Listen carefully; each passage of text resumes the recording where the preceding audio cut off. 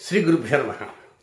వృషభ రాశి జాతకులకి సెప్టెంబర్ 1వ తేదీ ఉదయం 6 గంటల దగ్గర నుంచి సెప్టెంబర్ 10వ తేదీ మంగళవారం అర్ధరాత్రి వరకు ఉన్నటువంటి సెప్టెంబర్ తొలి 10 రోజులలో ఫలితాలు, సూచనలు, సలహాలు ఎలా ఉంటాయో క్లుప్తంగా 3 పాయింట్లలో తెలియజేయబోతున్నాను.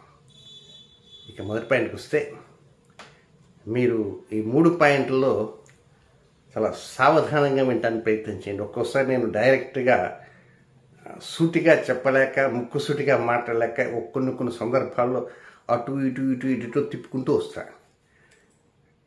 అంటే ఎందుకు అలా తిప్పుకుంటూ వస్తానంటే, ఒక్కోసారి డైరెక్ట్గా కూడా చెప్పకూడదు కొన్ని విషయాల్లో. అందుచేత ఇది గమనించి మీరు ఆలోచన చేస్తూ ఆ ఫలిత విశ్లేషణను కొంచెం అబ్జర్వ్ చేయండి. మొదటి పాయింట్కి వద్దాం.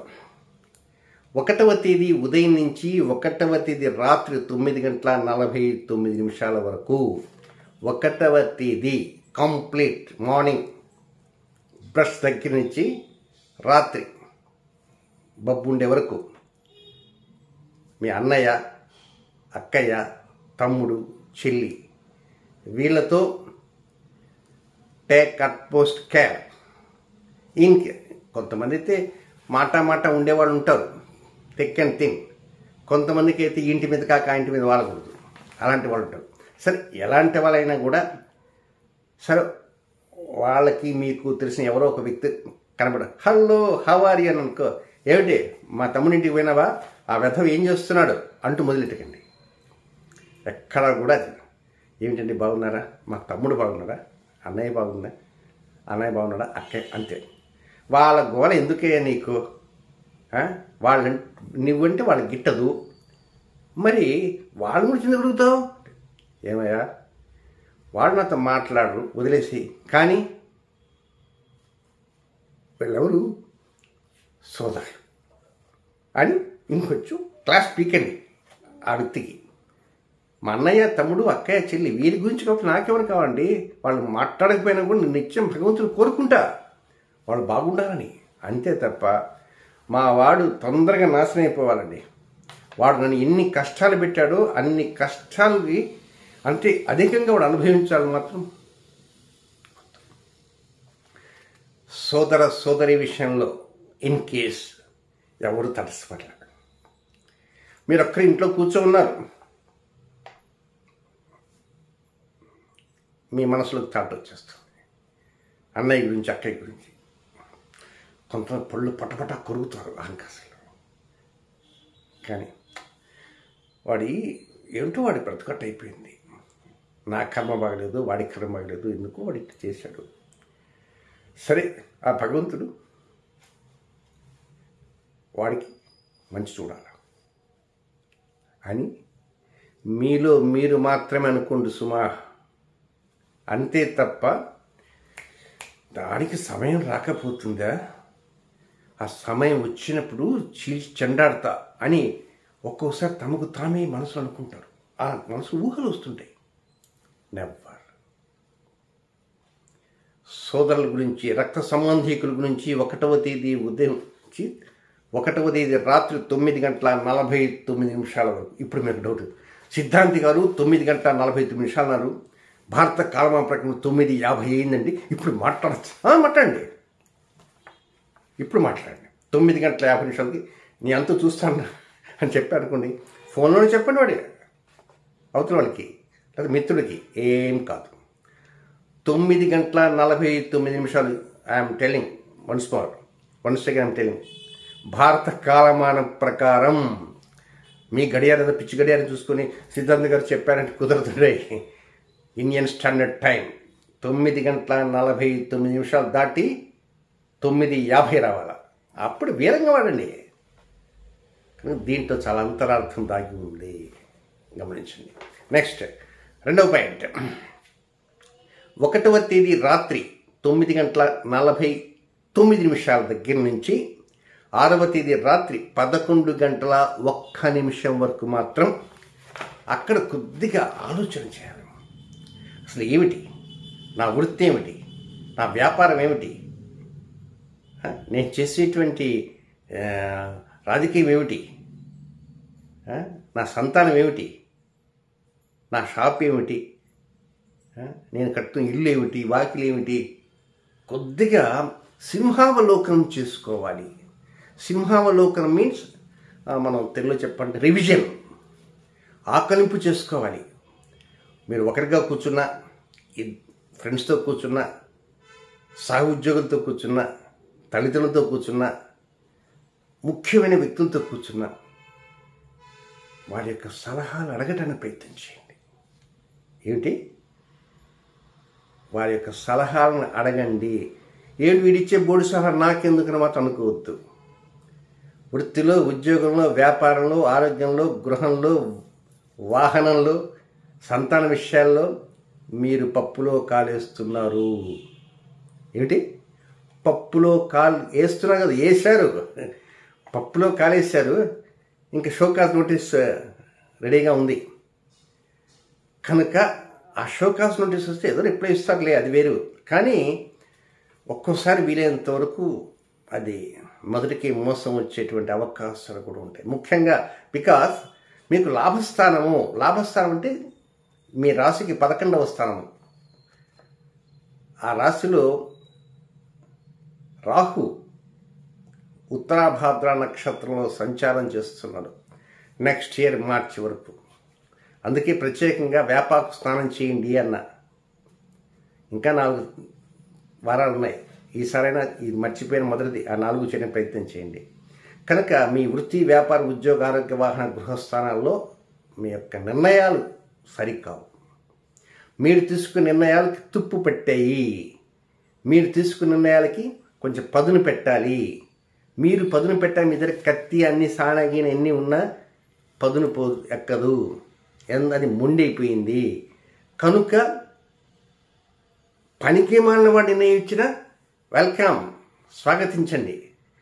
వీడోడి పనికి మాలిన వాడి నిర్ణయం నేనేం తీసుకోవాలా అనగొద్దు. వాడి రూపంలో భగవంతుడే మీకు నిర్ణయం ఇస్తాడండి. That's what I'm telling. బాగా గుర్తుపెట్టుకోండి. పనికి మాలినటువంటి వ్యక్తి రూపంలోనే భగవంతుడు మీకు మంచి సలహాలు ఇస్తాడు. అలాంటి సలహాని వెంటనే తుచా తప్పకుండా పాటించాల్సిన అవసరం లేదు. కానీ కొద్దిగా మనసులో పెట్టుకోండి. ఉద్యోగంలో ఏం చేయాలా, వ్యాపారంలో ఎలా చేయాలా, కొత్త ఆలోచనలు ఏం చేయాలా, అసలు ఈ వ్యాపారం మనకు పనికిరాదా, ఈ ఉద్యోగం పనికిరాదా, లేకపోతే ఈ ఊరే మనకు పనికిరాదా, ఇల్లే పనికిరాదా, రకరకాలుగా ఉంటాయి. అవతల వాళ్ళు చెప్పే విషయాల్ని మనం లెక్క పెట్టాల్సిన అవసరం లేదు. కానీ ఈ టైం నుంచి ఈ టైం దాకా ఒకరి కాబట్టి 4 అడగండి. 4 రకాలు చెప్తారు. ఏ ఇలా చెప్పాడు, బి ఇలా చెప్పాడు, సి ఇలా చెప్పాడు. దాని మీద మీ యొక్క రివిజన్ చేయండి. ఆ విధంగా చేస్తే ఒక అద్భుతమైనటువంటిది, చిటికలేసి చెబుతున్న ఒక అద్భుతమైనటువంటి ఒక యోగం అనేది అలా అలా పోతూ టక్కని తగులుకుంటుంది. ఆ యోగం తగులుకోవటానికే మీరు దొరకటలే. ఆ యోగం వస్తున్నది పోతున్నది. బికాజ్ ఎందుకు పోవట్లేదంటే మీరు మీ దృష్టి పెట్టలేదు. ఎప్పుడు ఆ యోగం వచ్చేటేమో ఉన్న పనం కళ్ళు మూసుకుంటారు. ఆ యోగం వచ్చేటప్పుడు అద్దాలు తీసేదను అటు ఇటు తీసి ఇటు క్లీన్ చేసుకుంటారు. ఆ యోగం పాటకు యోగం పోతున్నది. నా యోగం మీ ఇంటి ముందుగా పోతున్నది. అలా చూస్తుంది. హలో అందు మీరు కళ్ళప్పుకు చూసిన యోగం మీకు కనపడదు. నాకు మాత్రం కనపడుతుంది. నాకు మాత్రం యోగం కనపడుతుంది, మీకు కనపడుతుంది. కనుక మీకు కనపడేది ఏంటి వ్యక్తులు ఎవరైతే ఉంటారో వారితో మాట్లాడడానికి ప్రయత్నం చేయండి. నెక్స్ట్ ఈ మధ్యకాలంలోనే అంటే 2వ పాయింట్ జరిగేటువంటి టైంలోనే రాబోతున్న ఫెస్టివల్ గురించి ఏం చేయాలి, ఏమిటా ఫెస్టివల్ అంటే 3వ పాయింట్లో వస్తుంది. గణపతి చతుర్థి, వినాయక చతుర్థి, వినాయక చవితి అని చాలామంది తెలియకని అంటారు. వినాయక చవితి అనేది కరెక్ట్ అయిన వర్డ్ కాదు. మా పంచాంగంలో అట్లా ఉండదు. వినాయక చతుర్థి, గణేష చతుర్థి ఉంటుంది. ఆ పండుగని భక్తి విశ్వాసాలతో బాగా ప్రార్థన చేయండి. ఒక్కటి మాత్రం కోరుకోండి. ఏమిటి తెలుసా? ఆ ఒక్కటి డబ్బా కాదు, ఇల్లా కాదు, ఉద్యోగమా కాదు, ఆరోగ్యమా కాదు, ఇంకేమిటి? అదేంటి తెలుసా? చిట్ట చివరిలో అంటే ఇంకో 3 నిమిషాలు చెప్తా కనుక ఆ 3 నిమిషాలు చెప్తా, అంతవరకు సస్పెన్స్లో పెడతా. ఒక్కటే ఒకటి కోరుకోండి, మొత్తం ఫస్ట్ అది కోరుకున్న తర్వాత ఇంకేమైనా కోరుకోండి. ఆ ఒక్కటి కోరుకున్న తర్వాతనే వేరేది కోరుకోండి. నెక్స్ట్ ఆ 3వ పాయింట్లో 6వ తేదీ రాత్రి 11:01 నుంచి 10వ తేదీ అర్ధరాత్రి వరకు ఉన్నటువంటి సమయం అంతా జంజాగ్రత్తగా ఉంటారు, చక్కగా అనుకూలతలు ఉంటాయి. పర్వదినం జరుగుతుంటుంది, గణపతి పర్వదినం, గణేష్ నవరాత్రులు. కొంతమంది హ్యాపీగా ఎంజాయ్ చేస్తుంటారు. కొంతమంది రణగణధ్వరి ఇదేంద్రా బాబు గణపతి నవరాత్రులు వచ్చిందంటే ఇట్లా ఉంది అనుకుంటారు. సరే, వారి సరదా వారిది, మీ సరదా మీది. కనుక ఏదైనా చేయండి.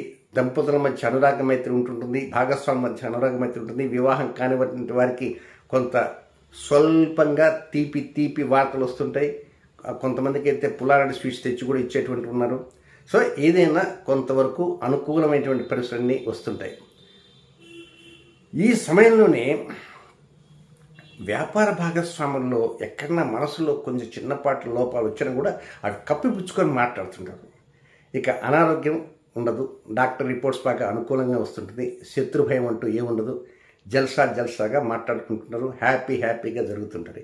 ఇంతకీ 7వ తేదీ ఆ పర్వదినాన గణపతిని కోరుకోవలసింది ఏమిటో తెలుసా? ఐస్, నేత్రాలు. అయ్యా భగవంతుడా, చక్కని చూపు నాకు అందించు. ఇదేం కోరికండి సిద్ధాంతి గారు మీరు అనుకోవచ్చు. సర్వేంద్రియానం నయనం ప్రధానం కనుక సర్వేంద్రియానం నయనం ప్రధానం. మంచి చూపుని ప్రసాదించు. అంటే మీరు బాగా కనబడుతున్న అద్దాలు ఉండవు, కానీ కొంతమందికి ఏదో అద్దాలు పెట్టుకుంటారు. అయినప్పటికీ కూడా మసక రావటం, శుక్లాలు రావటం, సమ్టైమ్స్ రెటీనా డిటాచ్ అవుతుంటుంది. రెటీనా డిటాచ్ అంటే సడన్గా విజన్ పోతుంది. అంటే మీకు పోతుంది నేను చెప్పట్లేదు అండి, మళ్ళా మీరు అట్లా ఊహిస్తారు కాదు. కొంతమంది ఏదైనా చిన్నది నలుసుపడి రుద్దేస్తారు, ఆ రుద్దటలో దెబ్బతింటుంది. కానీ ఏదైనా కూడా వృషభ రాశి వారు కన్నినట రుద్దకండి.